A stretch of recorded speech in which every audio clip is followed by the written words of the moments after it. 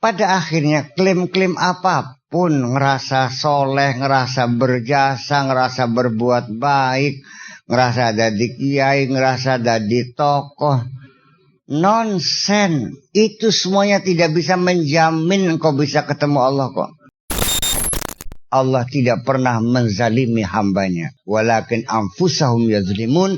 Tapi mereka yang menzaliminya sendiri. Penderitaanmu itu adalah kamu, perasaan kamu yang menderita. Padahal aku sudah kasih fasilitas segala-galanya. Saya bikin kamu jantung, hati, mata, semuanya otomatis. Jadi penderitaanmu itu adalah karena satu, engkau tidak pernah mensyukuri nikmat.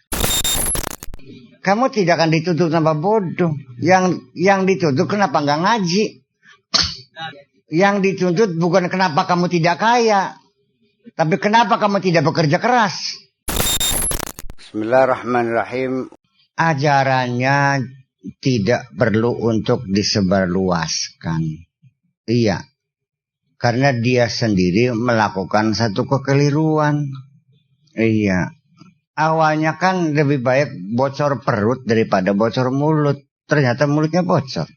Ya akhirnya mulutnya bocor, ya perutnya juga bocor. Iya, alhamdulillah kalau seandainya dia itu sezaman dengan saya, barangkali saya bela kok. Tapi kalau saya sebagai hakim, ya tak hukum. Susah berapa ngomong ngaco. Itu persoalannya. Bahwa pada akhirnya adalah persoalan syariat tetap itu yang paling mengemuka. Untuk standar umum itu syariat. Wis, kita juga oke deh, orang sholat 5 waktu dikerjain, zakatnya dikeluarkan, puasanya rajin. Ya wis, tinggal bengi Sabtu ya wiridan yang laut.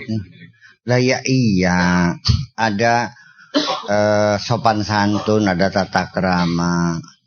Sekalipun semuanya Allah yang menentukan, sekalipun antuk mina biqadaihi wa qadarihi khairihi wa syarihi minallah, baik buruk dari Allah. Iya. Tetapi ketika kamu berbuat jahat, jangan bilang kata Allah dong. Iya. Jawabannya benar, tapi itu ditampak sih. Kerja barangnya kayak gitu. Ketika Anda mencuri, Anda mengatakan saya disuruh Allah, benar. Tapi tak tampak masa rumah sih Raki. Kon beli.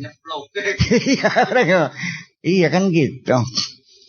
Ya, jadi artinya bahwa banyak sekali hal-hal yang sebetulnya tidak boleh diceritakan. Informasi itu dipilah-pilah. Ada yang harus dipublikasikan. Karena informasi ini menyangkut kepentingan orang banyak harus. Ketika seorang pejabat ditanya wartawan, konfirmasi wartawan, lalu tidak dijawab, dicecer kengke, didobrak. Nggak benar itu semuanya. Ini informasi penting, rakyat harus tahu. Iya, bisa kelas action kunku pejabat yang tidak mau menceritakan sebenarnya. Iya kan? Itu harus dipublikasikan. Tetapi ada hal-hal yang sifatnya konfidensial. Tidak boleh semua orang tahu, yang itu hanya tertentu saja. Ada lagi yang namanya top secret. Tidak boleh ada orang lain tahu. Top secret jadi dibocorakan sih lama ya digantung. Nah itulah kira-kira membocorkan top secret akhirnya digantung. Salah nggak? Informasinya benar, tapi ini informasi ini top secret, bukan hanya secret, top secret. Yang tahu hanya badan intelijen sama presiden. Menteri nggak boleh yang tahu, ngerti beli, iya kan? Jadi artinya mereka itu yang membocorkan top secret, ngerti beli? Wes paham? Iya. Sebab kalau dibuka kalang kabut masyarakatnya, wah kacau balau, bisa terjadi disintegration, bisa terjadi chaos ya, artinya kekacauan.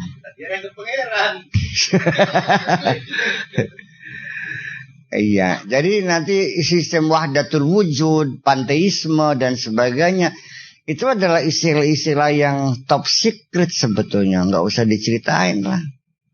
Dan nanti ketika engkau sudah bisa mencapai tingkatan top secret juga akan menghadapi buah si malakama juga.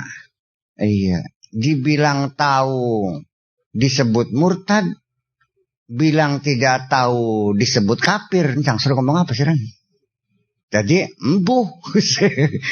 Ulane kebaka orang-orang yang mencapai tafsir itu biasanya sudah tidak boleh banyak bicara.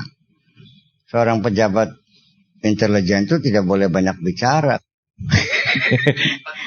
Nah itu makanya jadi ya memang nggak boleh banyak bicara. Nah kalau orang tuh jabatan sebagai menteri penerangan, yang ngomong banget tugasnya ceramah, Kalau orang tugasnya menteri penerangan, ya Allah kasih fasilitas, ilatek ya per-perane amo. Iya boleh. Ngomongnya lancar, sebagai orator, ya kan gitu. Pengetahuannya luas, kan begitu. Tapi tetap sebagai menteri penerangan dia bukan sebagai decision maker. Decision maker tetap orang-orang penting yang tidak boleh banyak bicara. Menteri Pertahanan, ya kan nggak boleh bicara. Pak, armada kita tuh ada berapa sih? Ya nggak bakal dijawab. Peluru kendalinya berapa? Masih dijawab itu rahasia. Gimana lagi teman? Ya padahal nggak tahu. Itu. Nah di forum di sini silahkan bertanya. Ya kan begitu. Dalam rangka supaya jangan sampai menghilangkan keraguan-keraguan. Iya kan? Semuanya saya jelaskan. Orang kurang puas, nanya lagi. Bakat durung paham, tek awit maning kon beli sampai terpaham. Wis paham masih beli bener pucara kono kono. Itu urusan kita. Iya kan? Bocah-bocah pinter tuh beli bener ya biasa wong pinter beli bener kono akeh. Sing bodoh bener ya akeh.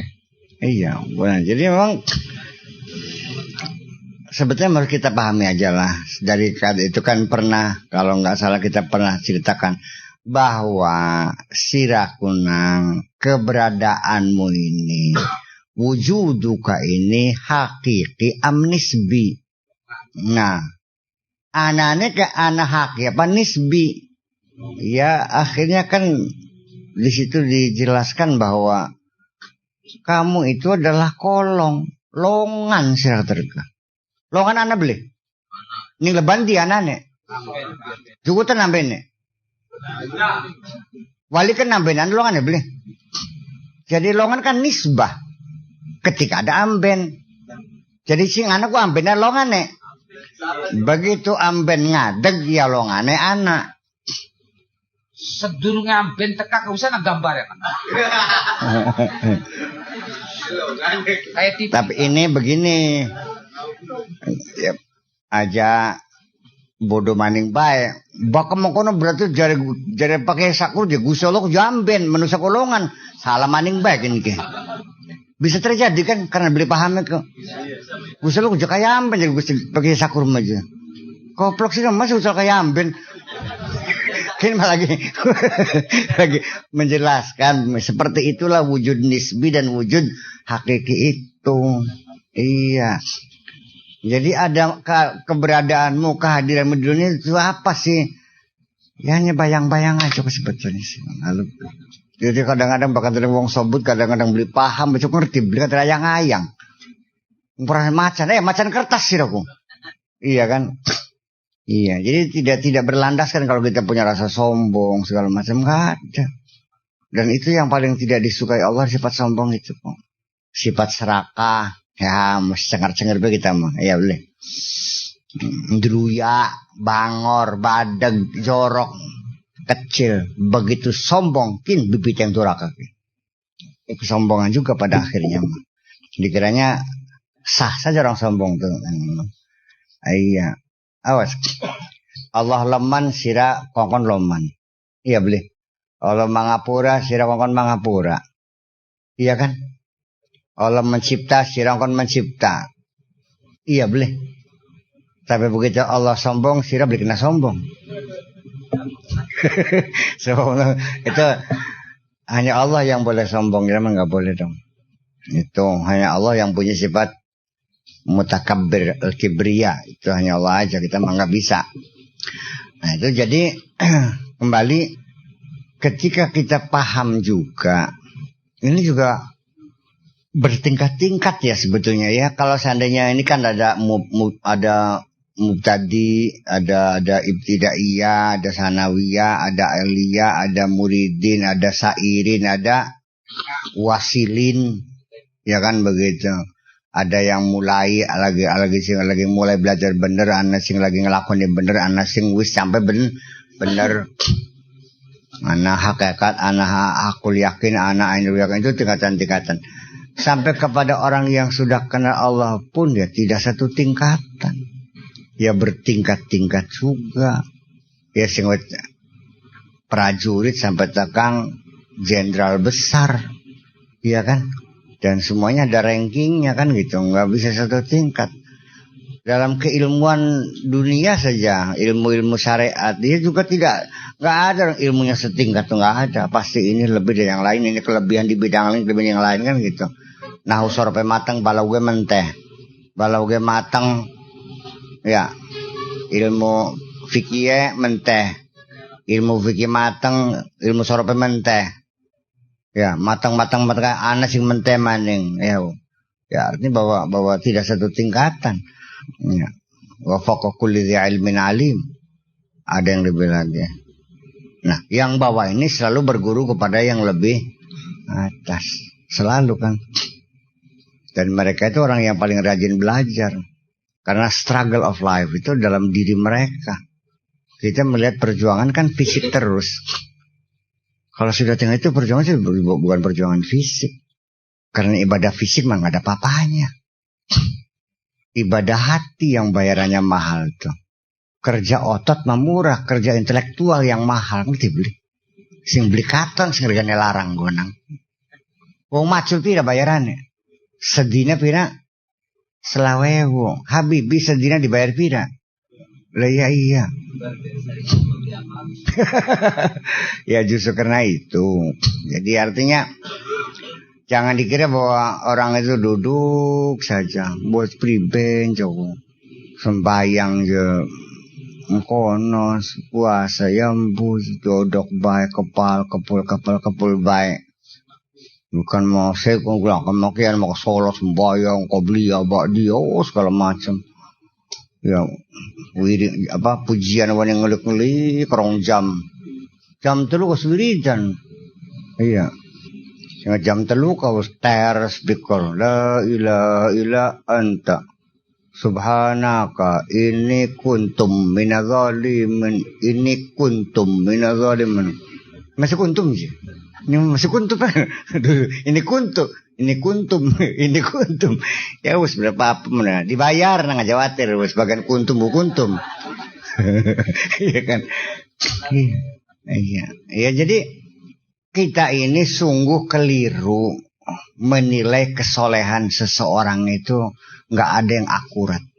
Semuanya adalah melekat dengan apa? Subjektivitas itu. Wong sing yang mengemuka persoalan sodakoh, dia akan menilai kesolehan orang dari sodakohnya. Ini wong medit ngecen kira-kira ya karena dia memposisikan sodako ibadah yang paling hebat. Orang yang ibadahnya menurut di bidang sholat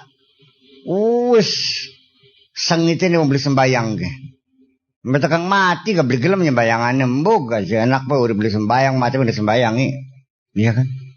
Orang yang menonjol keilmuannya sebagai kiai yang di wong bodoh ngece baik ini iya kan?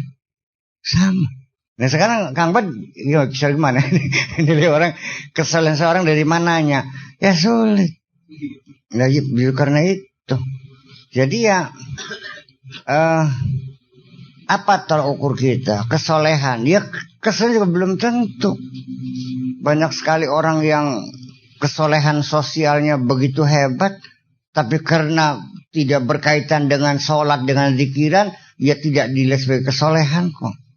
Kapan ibadah sedina-dina di kantor baik aja balik ke mulai begini. Langkah wiridan, langkah pujian. Assalamualaikum bermaning. Ning tiba solehe. Padahal yang dia lakukan adalah mensejahterakan masyarakatnya. Membuka lapangan kerja supaya orang jangan pada ngelacur semuanya itu. Si pribadi maning. Iya kan? Disukai orang betul nggak seperti ayat itu innalladzina amanu wa amilus solihat sayaj'alu lahumur rahmanu wudda. Jadi apabila orang itu soleh, maka ciri-cirinya itu akan disukai oleh orang gitu. Ya sudah pasti dong. Orang yang sehari-hari menolong orang susah, membuka lapangan kerja, bikin panti asuhan yatim piatu, iya kan? Dia sebagai volunteer, ya. Ketika ada bencana dia yang paling ke depan, ya kan? Secepatnya memberikan bantuan orang yang pada kelaparan. Ya, seorang aktivis hak asasi manusia, seorang pejuang gender, iya kan?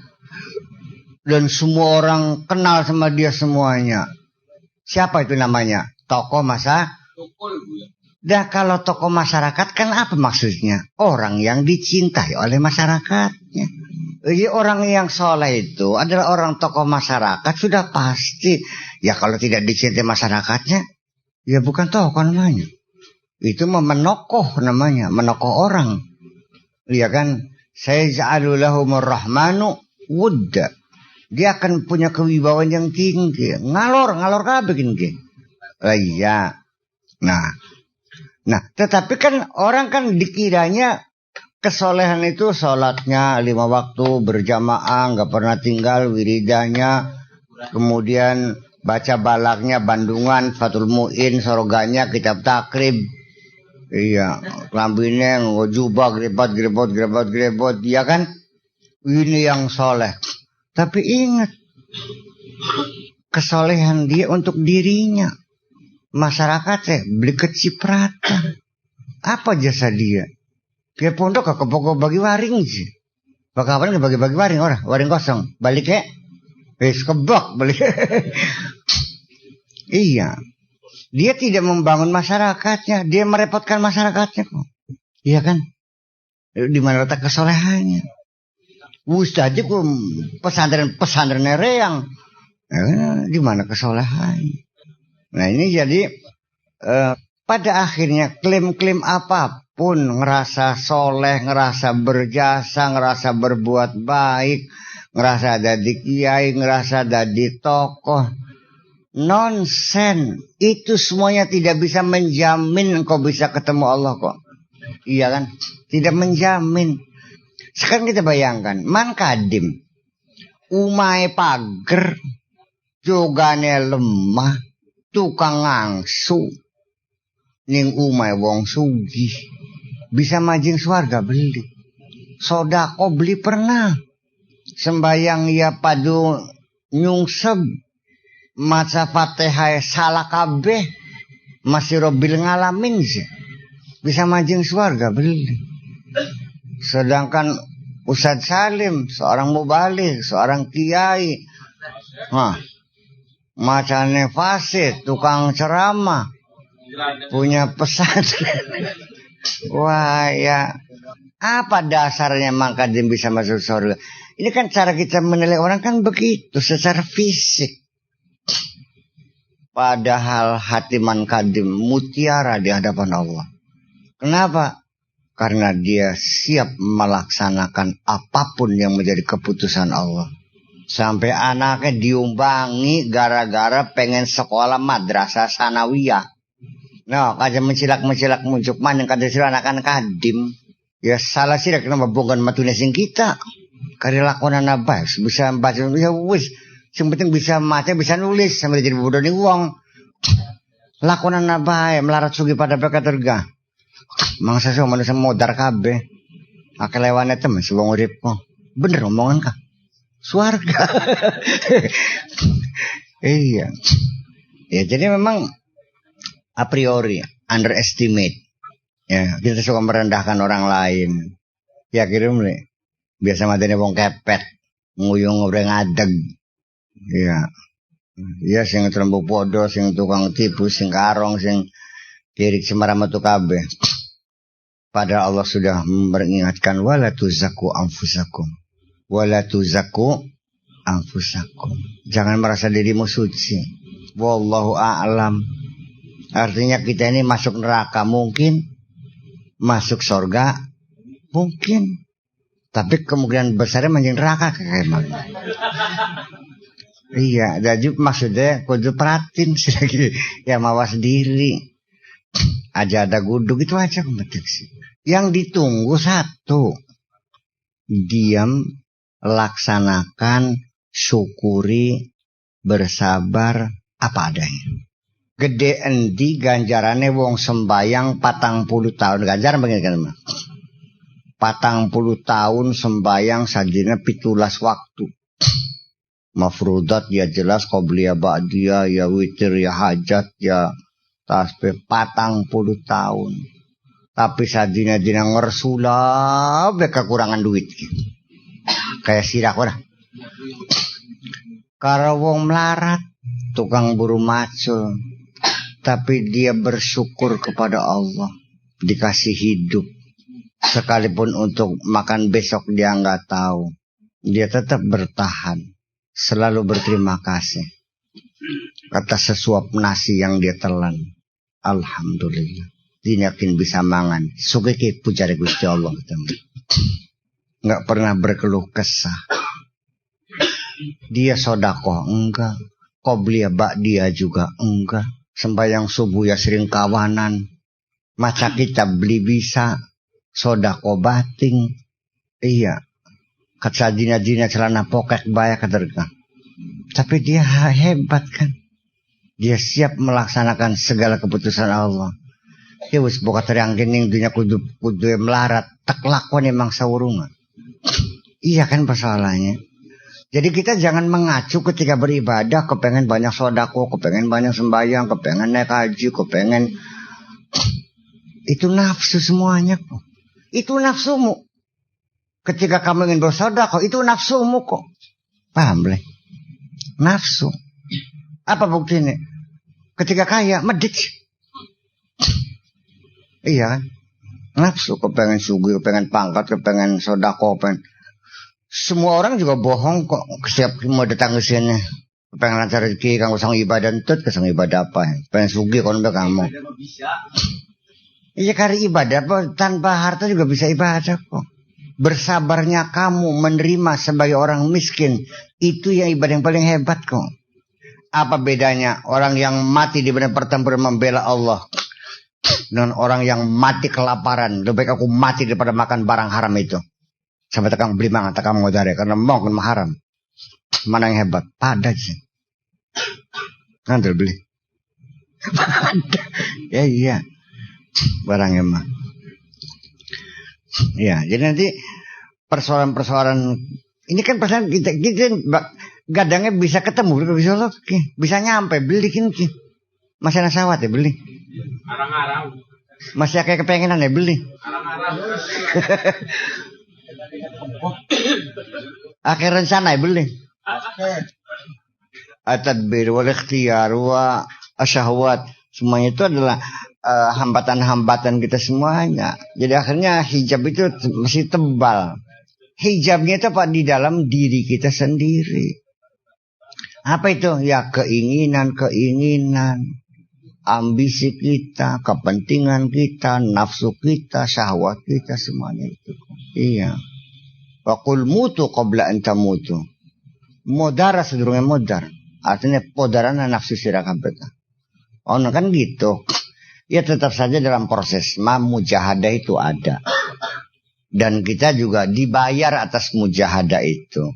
Berhasil atau tidak berhasil dibayar. Tetapi ketika berhasil itu bukan hasil mujahadah kamu. Enak belum? Jelas maksud gitu ya? Ya mujahadah mah ada. Jadi artinya ngaji ya jalan, maca kitab terus, malamnya merenung, zikiran jalan. Karena itu juga satu upaya, mujahadah kan upaya kesungguhan ya, kerja keras lah untuk mencapai tujuan kita, banting tulang terus berusaha, pengen bener sampai takang mati ya beli bisa nggak ada urusan. Yang penting kamu udah ada upaya. Iya, mekaya melarat, nggak ada urusan. Yang penting mekaya. Ngaji bae. Bengi Rebo, bengi Kamis, bengi Jumat, enggak bengi. Ngaji terus. Bodoh angger, enggak ada urusan. Kamu tidak akan dituduh tanpa bodoh. Yang dituduh kenapa enggak ngaji? Yang dituntut bukan kenapa kamu tidak kaya, tapi kenapa kamu tidak bekerja keras. Gusti wis menggawe, langkah urusan tidak menggawe, ya wis pur. Ketika engkau kaya, tidak akan dibayar kekayaanmu itu. Yang dibayar kerja kerasmu itu. Awas, bahwa maksudnya begini, kita jangan ngayal, beragama ini jangan ngayal. Khayalan pertama yang paling berat ketika engkau sudah ngayal jadi orang benar. Turun ngacan, nabi ngaji pindah bisa ngerasa orang benar. Nanti balik. Iya. Kemudian ngerasa wis pinter. Kalau sudah ada khayalan ke sana, ada anggapan ke sana, satu akan kelihatan angel dialokakene. Jawabnya kurang bener sepira maning kita ke. Sembayang tek lakoni. Zakat metu kita ke tek tokaken. Kaji wis ping 3. Sodako 30 masih tak pai kabeh. Kurang sepira maning. Itu kan satu macam itu. Dibanding kalau wakajukan sing medite naudzubillah setan kan. Iya, seperak di rumah tuh kan kak, sugih masalah 1 hektar. Ya, jadi membandingkan ke sana. Belum tentu. Pak Haji yang dibilang medit itulah orang yang paling dermawan di mata Allah. Karena dia bersedekah tidak mau ada orang lain tahu. Proposal, saben baik, ngangka. Mau sumbangan baik, blek. Nah, tapi dia kirim uang secara tersembunyi melalui pos segala macam. Iya kan? Mungkin kamu juga ngelihat orang yang nggak pernah kelihatan sholatnya. Karena dia pengen belajar, jangan sampai sholat kok ada orang lain tahu. Takut barangkali nanti dipuji orang. Wis pernah Anda kena wong sing pengen parakan masjid diumbangan imam. Diumbangi Galdina siraku bakal beli berjamaah aja nih kayak rumah dijol ngali mana. Beli pacak siraku. Wong dibeli pacak. Babadan. Beli pacak mau beberapa masih belum sembayang neraka ya kan gitu. So setiap hari kan gitu. Akhirnya mah ya wis kok bayang kapan kok bisa ya mah alhamdulillah rasa kalingan boleh man sana sunatan hasanatan falahu ajruha wa ajru man amila biha ila yaumil qiyamah. Reang oli ganjaran ngajak wong berjamaah tekan kiamat. Ya kan itu ganjaran besi. Ketika imam itu baca waladhdallin makmum kabeh ngomongnya amin, kini jawabnya Rabbi nira lagi kekepan karo tangga blag-blenger. Kenapa? Ketika dia sholat, kecemburuan dia kepada istri di rumah mendominasi kekhusyuannya. Jadi tangga kita kaweru nih jero hati kita lagi curiga nih Rabi pun. Ya weru.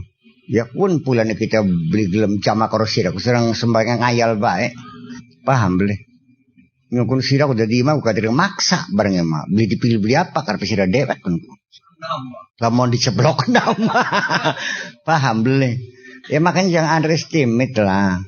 Kita banyak melihat orang di bawah kita, lebih miskin dari kita, lebih bodoh dari kita, lebih jahat dari kita. Iya kan? Belum tentu dia itu benar jahat, enggak. Sesungguhnya orang itu akan menjadi baik ketika dia sudah menyadari akan kejahatan-kejahatannya. Oh, kenapa? Ya, baru orang itu bisa menjadi orang baik ketika dia menyadari akan kejahatan-kejahatannya. Dan kita ini jahat semua kok. Sejujur begini. Ya barangkali anak sing ketangguh, anak sing beli pun beda nih kok. Anak sing ketangguh, anak sing beli. Anak sing ketangguhan yang nemblek ini karang dewek. Bahkan nemblek ini Tegal. Iya bacin yang Tegal. Itu hanya kepintaran kita aja menutupi kejahatan sebetulnya sih. Ya makanya justru karena itu bagaimana Kang Bad kita menilai seseorang, kesolehan seseorang. Kalau kita pakai tolok ukurnya atau ukur syariat, ibadatul jawarih, ya salah kabeh ini. Iya kan? Ibadah itu ini kan ibadah kalbiyah, ibadah hati ini. Sebab semua yang kita lakukan ini kan berdasarkan komandan. Komandannya brengsek, nggak mungkin akan dapat nilai. Iya kan? Ingat bahwa keterbatasan seseorang untuk tidak melakukan ritual-ritual keagamaan karena kebodohannya, keterbatasan orang tidak bisa memberikan sodako karena kemiskinannya, adalah bukan sesuatu aib pada kita. Awas, jangan memberi poin keberhasilan sebagai satu yang hebat. Belajar pinter, kampanye sukses, terpilih jadi pejabat, jadi pimpinan, makaya sukses sugih, nandur pari dadi dengan keberhasilan. Bukan itu yang dibanggakan. Nah kalau orang yang hidupnya gagal terus gimana? Iya kan? Nandur pari log-log, babat maning tandur maning pangan tikus, babat maning tandur maning kenang wereng. Sampai melarat entok kabeh kari celana poket bae wis tayangan pisan. Ketika dia kembali kepada Allah, acungan jempol, inilah orang yang paling sukses di dunia. Karena kuturunkan ke bumi dengan tugas menanam padi yang tidak pernah jadi, dia jalani sampai mati. Iya. Wawan, berangbang tunggal berangbang. Mana-mana das paku maning. Ayo sadire pinter lu, fragmen. Jamblang maning, ngasam maning, balik maning. Akhirnya dumbang lu uang lagi berangkat berambangan. Ayo mondar mandir tiap hari kan ngasa gergaji. Tapi tidak pernah kapok, terus berangbang kayu sampai semelarat. Hebat kok. Iya.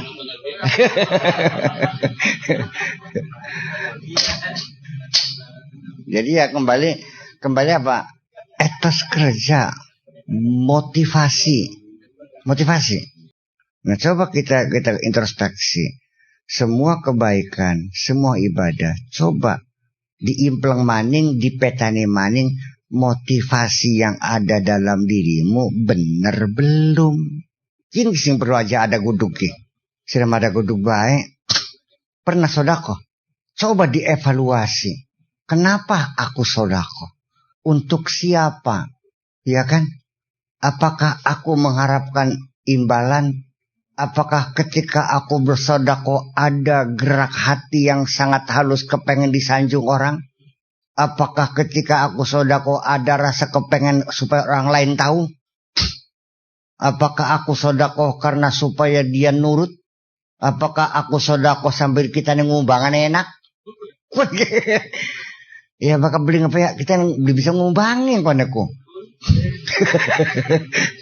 Ketika engkau sudah mengatakan lillahi ta'ala betul, diuji oleh Allah. Orang yang kau baiki ngelawan sama kamu. Kecewa enggak? Kecewa berarti belum untuk Allah. Angel teman. Iya, enggak mudah.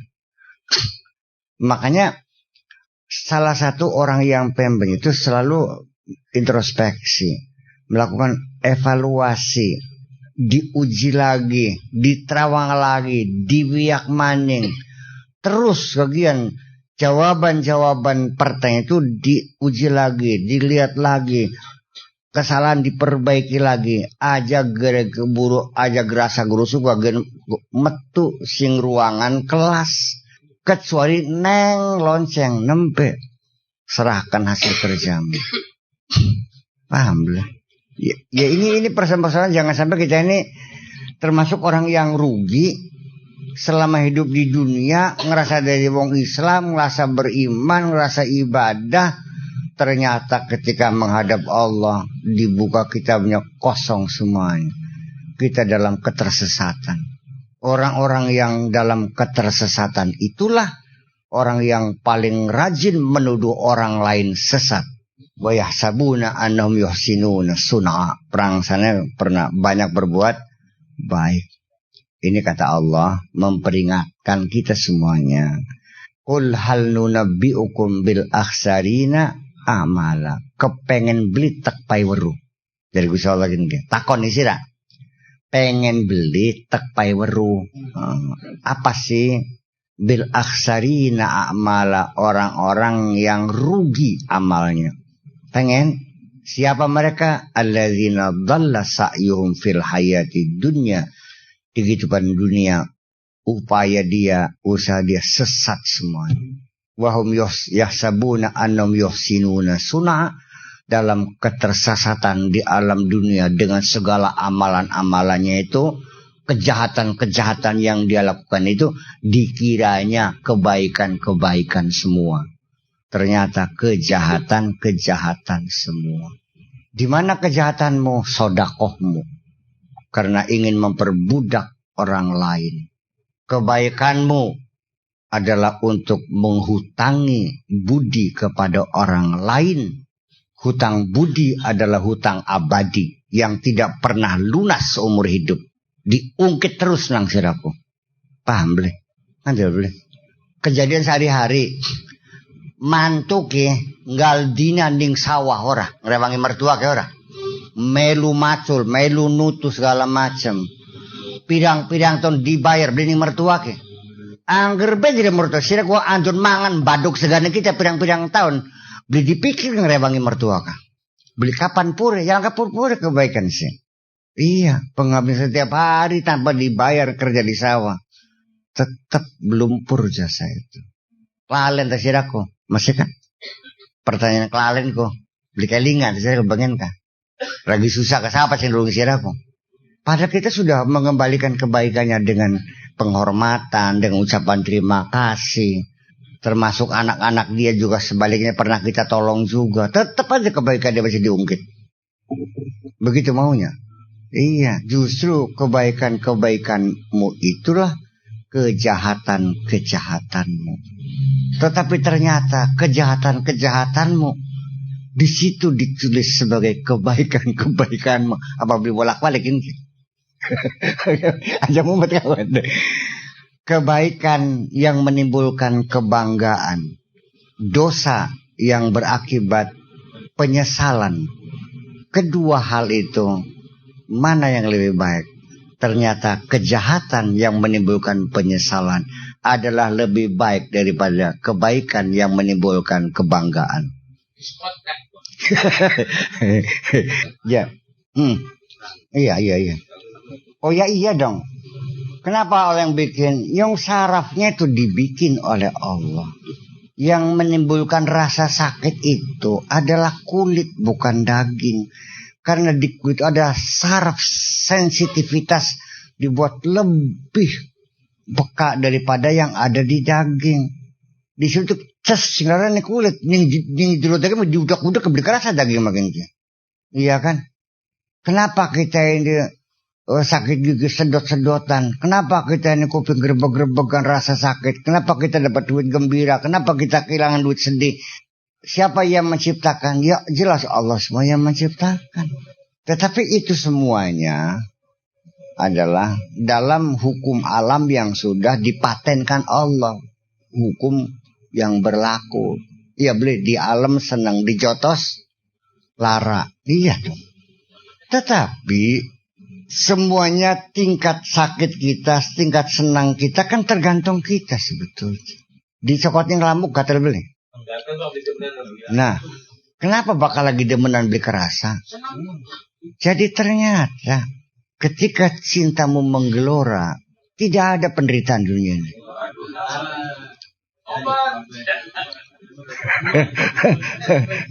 Ah enggak?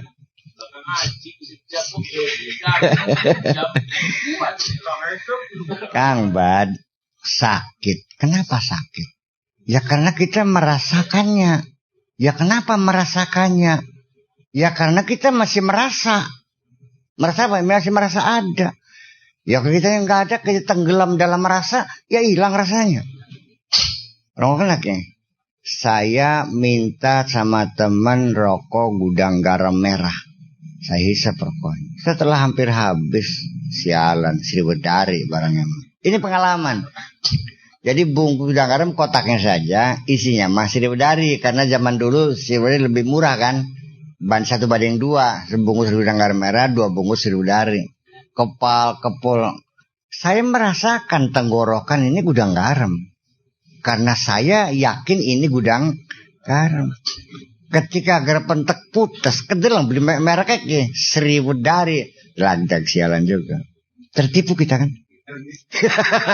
Nah, begitu juga apapun yang kita hadapi tergantung bagaimana engkau beranggapan. Iya kan? Bagaimana engkau beranggapan. Kalau engkau menganggapnya ini penderitaan, ya kamu menderita. Kalau kamu menganggapnya suatu kebahagiaan, ya bukan penderitaan dong. Ketika engkau diuji oleh Allah, kalau kamu beranggapan Allah itu kejam, maka engkau menderita. Tapi ketika kamu diuji oleh Allah dan kamu melihat inilah kasih sayang Allah, maka menjadi satu kebahagiaan. Paham belikin? Oh iya. Ya wis.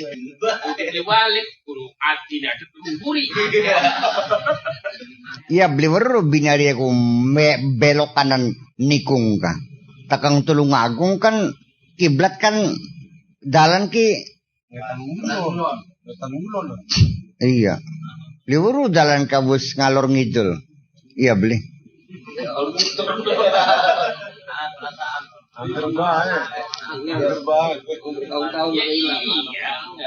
Iya, ya bisa saja perasaan-perasaan semacam itu dimanage saja sih.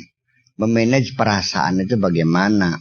Kehidupanmu, kebahagiaanmu berumah tangga bukan terletak kepada cantik dan tidak cantiknya istrimu. Goyangan ya? Namanya nyelatak. Iya, itu adalah banyak sekali orang pernah mengatakan kepada siraku kelilipan apa artinya sing didemuni bocah blesak jam kono kok jare batur ki. Tapi yang saya merasakannya cantik kok. Bukan memang saya merasakan cantik. Ada satu keindahan yang bisa saya tangkap yang orang lain tidak bisa menangkap.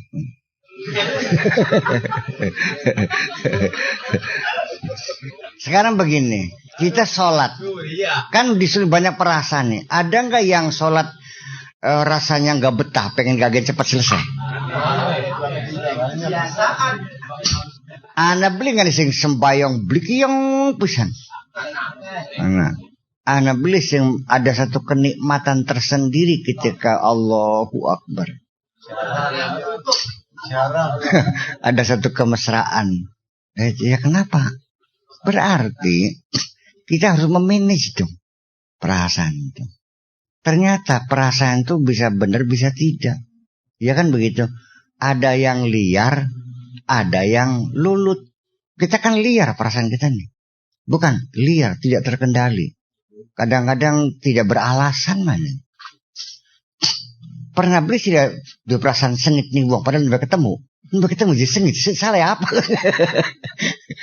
Ya kun kunang, kun ku bocah ku rai tai kan kah? Yuni tai, iya kan? Anak-anak udah ketemu senang, menyenangkan kan? Ya kun karena yuni kembang kunku.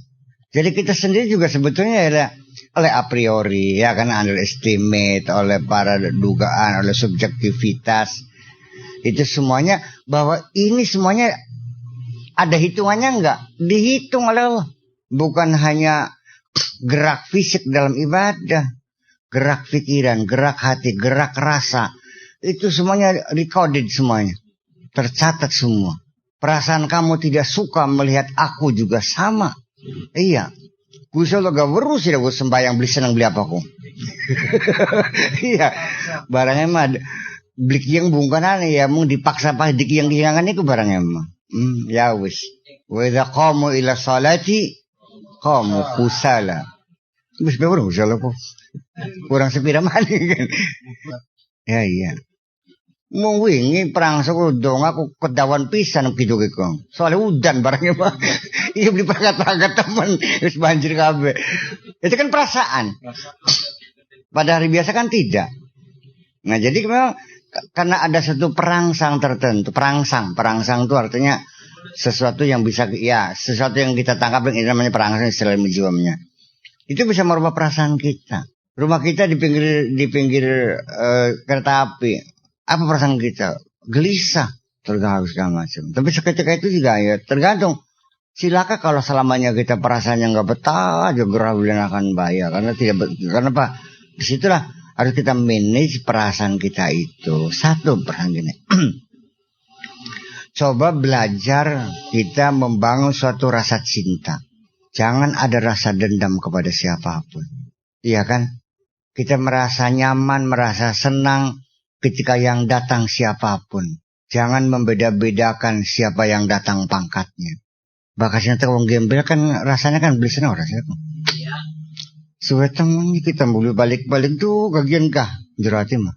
Wis mencilak zaman yang beli balik-balik. Dipaham-paham temen. Tapi kalau yang datang pejabat, orang kaya, waduh asik kamu. Kenapa? Ini kan perasaan kan fluktuatif ya. kalau kursi fluktuatif kan naik turun gitu. Nah kenapa semacam itu? Percaya enggak bahwa penderitaan kita dan kebahagiaan kita sebetulnya hakikatnya adalah perasaan. Kamu yang ngerasa senang ya senang. Orang melarat di bawah jembatan, ya kan, pemulung. Dia tidak merasakan kemiskinan satu penderitaan. Dia yang merasakan aku sehat, bahagia kok. Paham beli? Jadi tulung aja nyureng-nyureng baik ning kemelaratannya sira. Aja nyureng-nyureng baik ning kebodohannya sira. Perasaan itu jangan sampai kamu bermain perasaan tidak benar. Apa sih kebahagiaan itu? Perasaan kok. Sehingga dengan perasaan itu kualitas hidup kita bisa meningkat. Karena kita bisa membangun perasaan. Kenikmatan apapun adalah rasa. Lamun sira mangan sambal goreng dikirimin ning tangga. Tapi ada perasaan curiga. Jangan-jangan ada racunnya. Enak beli mangannya. Iya kan? Anda punya perasaan kecurigaan kepada istri menyeleweng. Enak beli kekepannya. Boga klem. Nah sekarang saya tahu, saya nanya, kalian ini sekarang kalian merasakan kebahagiaan enggak? Nah itu makanya. Jadi sekarang begini, kalau dapat duit apa rasanya? Kalau duitnya hilang, kalau dapat duit banyak, duitnya sedikit, nggak dapat duit, itu semuanya bisa kita bangun satu rasa. Oleh ake duit, alhamdulillah, oleh setitik, bloli duit, duitnya hilang. Jadi kalau orang begitu, bahagia nggak? Jadi, wa ma Allah bizzalamin lil 'abid. Allah tidak pernah menzalimi hambanya. Walakin anfusahum yazlimun, tapi mereka yang menzaliminya sendiri. Penderitaanmu itu adalah kamu karena kamu perasaan kamu yang menderita. Padahal aku sudah kasih fasilitas segala-galanya. Saya bikin kamu jantung, hati, mata semuanya otomatis. Cangkem bisa ngomong, mata bisa mencilak. Ya color lagi ya. Bayangkan kalau kasih mata black white. Iya. Jadi penderitaanmu itu adalah karena satu, engkau tidak pernah mensyukuri nikmatku. Itulah makanya kembali kedurhakan kita tidak pernah mensyukuri nikmat Allah sehingga kita selalu menderita. Oli duit susah, beli bisa turu watir bokatan anak garong, beli duit susah mangane sing endi. Jadi enaknya oli duit beli. Nah makanya mari sekarang kita hitung berapa kali Allah menegur kita telah melupakan nikmat Allah. Fabi ayyi ala'i rabbikuma tukadziban. Nikmat Tuhan mana yang kau dustakan itu? Nah, Abdul syukur. Ya, assalamualaikum.